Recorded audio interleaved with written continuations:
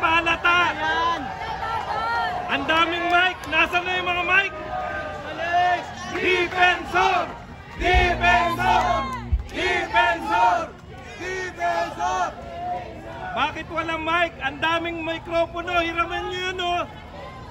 Hoy, ibigay nyo yung 2 bating. Ibigay nyo yung mic nyo. Yung mga MC. Serbato! Ipahiram nyo yung mga MC. Ba't ayaw nyo ipahiram yung mic nyo? Ibigay! Asa na? Ibigay kay Mike ang para kay Mike. BBM resign!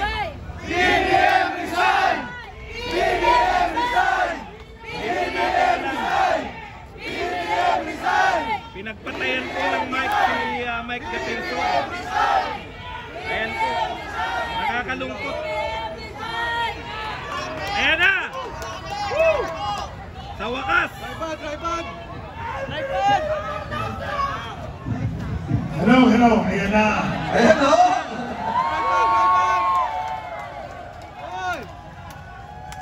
Anong palagay nyo? Sinasabotahin na po ba tayo? Mga kasama, katulad ng aking binabanggit kanina, gusto ko po sanang lumayo muna sa politika.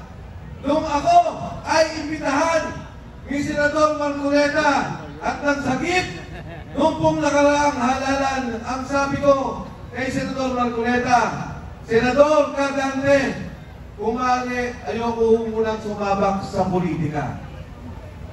At umabot po sa punto na maraming nagiging panggugulo, debate at away sa politika, hindi po ako nakikialam. Hanggang sa lumapit si Sergeant Orly Gutesa. Gutesa! Gutesa! Gutesa! Gutesa! Gutesa! Si Sergeant Orly Gutesa po, lumapit sa akin, ang sabi, dahil nung panahon na yun, chairman ng Blue Ribbon Committee, si Senator Dante Marcoleta. Ang sabi niya, sabi niya, ito po ang mga nangyayari. Nag-deliver po kami ng pera. Dito, sa may Valle Verde, dumarating ang bilyong-bilyong pera. Nilalagay po namin sa maleta at dinideliver namin doon po kay Speaker Martin Romualdez. Marami po siyang kwento, pati yung Department of Health. Pinapakialaman ang pondo, ang mga kontrata, ang mga gamot, ang tulong sa mahihirap. Meron pang kinuwento si Sergeant Gutesa, sabi niya, Sir, ang dami po naming pera, pinamimigay sa media. Hoy! Kumusta ang bayan ng media? Bayan ng media! Bayan ng media! Ang sabi ko, Sergeant Gutesa, mas maganda na ikwento mo yan kay Senador Marcoleta. Mas magandang siya ang makadinig dahil siya naman ang taga-pamahala, ang pinuno ng Blue Ribbon Committee. Kaya po nakita kami. Sabi ko kay Senador Marcoleta, Cardante, pakinggan mo lang. Sabi niya, Mike, totoo ba yan? Yang pagkakong yan kilala mo.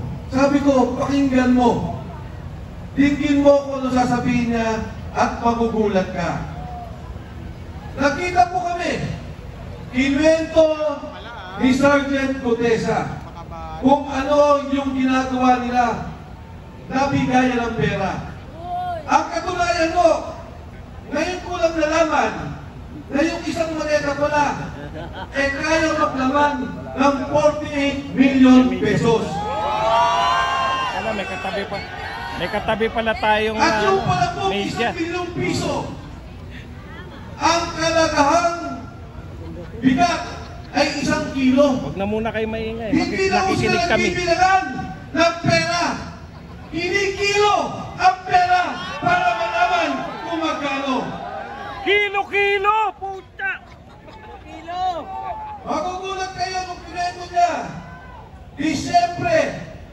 isang delivery, 2.5 billion pesos ang biniliver.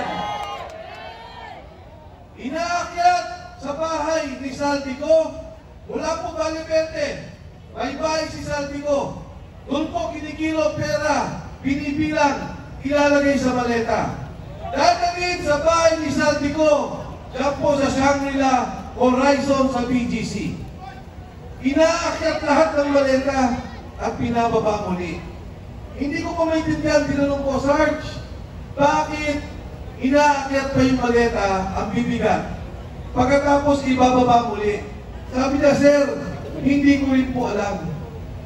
Pero ganun po ang aming ginagawa.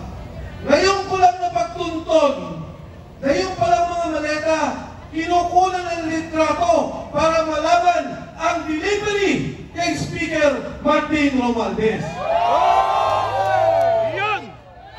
Ngayon po, nung una, si Sergeant Gutesa sabi niya, hindi ko kailangan ng protective custody o proteksyon ng Senado. Sabi niya, huwag niyo na rin po akong isama sa Witness Protection Program. Kasama siya sa mga kasama niyang Marines. Noong una, hindi po kami nakapag-usap ng direkta. May nagsasabi lang po kung ano ang kanyang mensahe. Ngayon, ang huling mensahe nung nakaraang 2 linggo, hindi na po siya pinoproteksyonan. Siya po ay kinukulong na, illegally detained ng kanyang makasama ng MC2 ng Philippine Marines. Malayay si Gutesa! Ilabas nyo! Alam niyo po, ang kinakaawa ko, naintindihan ko, si Sergeant Gutesa, napapirman po nila ng affidavit. Umatras na, iniba na ang kwento. Ang sabi niya, si Defensor at si Marcoleta ay babayaran daw siya sa kanyang sasabihin. Binidyo si Sergeant Gutesa, pero hindi po ako galit. Kahit na baguhin niya kwento, naintindihan ko. Dahil pag ang pamilya mo, ang asawa mo, ang mga anak mo, ang tinakot, naintindihan ko, Sergeant Gutesa, huwag kang mag-alala, naintindihan ka ng sambayan ng Pilipino.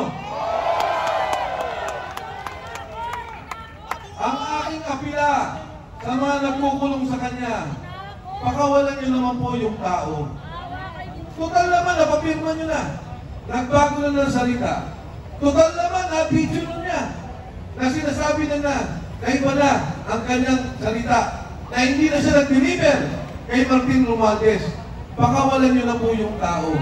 Dahil yung tao, hindi na kinabang kahit sino sa kawalang-yaan, sa korupsyon na nakikita natin sa gobyerno. Tama! Yung kay Sergeant Gutesa, konsensya. Nalulunod yung kanyang kamag-anakan. Yung mga kasama ng sundalo, nalulunod yung pamilya sa Bicol, binabaha, nawalan ng negosyo, nawalan ng pangkabuhayan. Pero ni Cinco, hindi ang kumita. Hindi ang congressman, hindi ang senador, hindi ang contractor, hindi ang DPWH.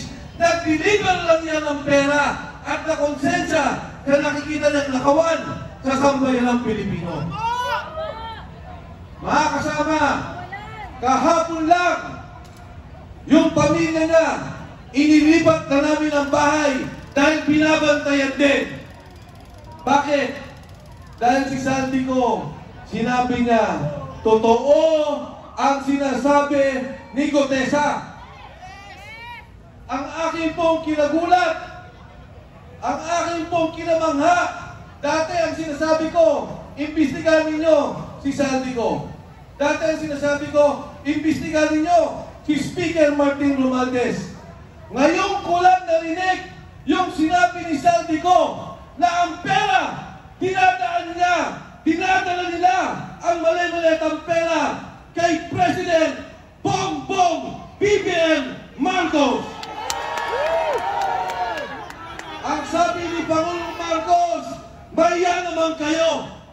Ang sabi niya, ikulong ang nagnakaw. Ang hamon ko sa kanya, President BBM Marcos, ikaw ang mastermind. Ikaw ang dapat mahiya. Ikaw Mahiya kayo! ang dapat ikulong ng sambayanang Pilipino.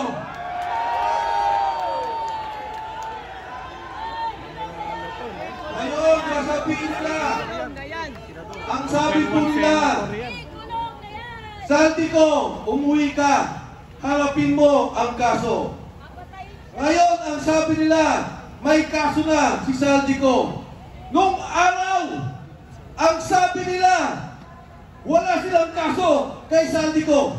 Nung sila na ang tinuro, Speaker Martin Romualdez, President Bongbong Marcos, biglang nagkakaso, biglang papauwiin dito. Para ano? Patahimikin? Para ano? Pabalik na rin? Para ano? Patayin at pawala na ang tunay na mastermind, ang tunay na nagbebenepisyo sa korupsyon, pondo ng sambayanang Pilipino. Yan pong pondong yan, pera nyo, binabayaran natin lahat yan. Buwis yan ng taong bayan. Tapos ganyan lang mangyari. Paano ang edukasyon? Yung PhilHealth, kinuha nila yung pondo. Paano ang mga ospital? Hirap na ang mga Pilipino. Pero ngayon narinig natin, bilyon-bilyon ang nawawalang pondo. Ngayon o, yung mag-asawang Paul Estrada, ito yung assistant ni Saldico. Anong ginawa nila? Ibinyahe, papalabas. Yung Paul Estrada na konsensya. Yung kanyang asawa po, tumawag at sinabing gusto na nilang umuwi. Ano pong ginawa? Binugbog! Pagkatapos, inilipad sa Chile. Pero may maganda po akong balita sa inyo. Yung pong mag-asawang yan, hawak na natin. Yun! Yari kayo! Si Paul Estrada po, kailangan natin protektuhan. Dahil siya mismo, sabi ni Saldico, ang nagdi-deliver kay Martin Romualdez at President Bongbong Marcos. Yes! Mga kasama, yung ating pong pagkakaisa ngayong hapon, nung una, ayokong manawagan na mag-resign si Bongbong Marcos. Ayoko pong manawagan doon sa sinasabi nila na magnanakaw at dapat ikulong si Bongbong Marcos. Pero dito sa akin nakikita, yung pagsalita ni Saldico, wala na pong kaduda-duda. Si Saldico, chairman ng Appropriations Committee ng Kongreso. Bata nila, tao nila, 3 taon. Hindi ka magiging chairman ng Appropriations Committee kung hindi ka pinili ng Pangulo. Si Speaker Martin Romualdez, pinili ng Pangulo. At yung pontong yan, sila ang gumagawa. Sila ang nag-aayos. Ngayong pong araw, tinanggal si Executive Secretary Bersami. Ngayon na! Tatanggalin din daw ang DBM Secretary Amina Pangandaman. Yari! Ang apila ko sa kanilang dalawa, magsalita na rin kayo bago kayo kasuhan at ituro ng administrasyong to. Alam nila ang galawan ng pondo. Alam nila ang nangyayari. Maawa naman kayo kasambayan ng Pilipino. Sa kasaysayan po natin, ngayon lamang nangyari ang ganitong korupsyon. Ngayon lamang ang nangyari ang ganitong nakawan. Ang sitwasyon po natin, ang mismong sindikato, ang administrasyon, ang Pangulo, ang nangunguna sa sindikato ng Republika ng Pilipinas. Marcos resign! Marcos resign! Marcos resign! Marcos resign! Marcos resign! Marcos resign! Marcos resign! Mga kasama, ito hong 3 araw natin, kailangan may mangyari. Itong ating pagkakaisa, kailangan marisolba ang problema ng ating bansa. Tama! Itong 3 araw na to, kailangan mabuwag ang sindikato ng gobyerno ng administrasyon ni Bongbong Marcos. Bakit ba kayo? Naniniwala ba kayo na dapat mag-resign si BBM? Hindi ko kayo narinig! Kulong na yan!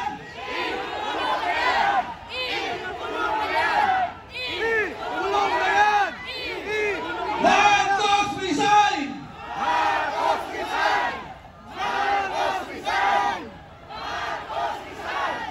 Tayo ba ay handang kumilos para maayos ang sambayang Pilipino? Handa ba kayo kumintig sa prinsipyo na linisin ang korupsyon ng bansang Pilipinas? Sa gitna po ng ating pagkakaisa, tandaan po ninyo, kasaysayan po ito, na sa pagkakataong to, tumayo ang Pilipino, tumayo ang sambayanan para itigil ang korupsyon, itigil ang bulok na sistema at ayusin ang kinabukasan ng kabataan Pilipino. Maraming salamat po. Magandang gabi sa inyo lahat. Mabuhay si Defensor! Si Miriam Maraming salamat.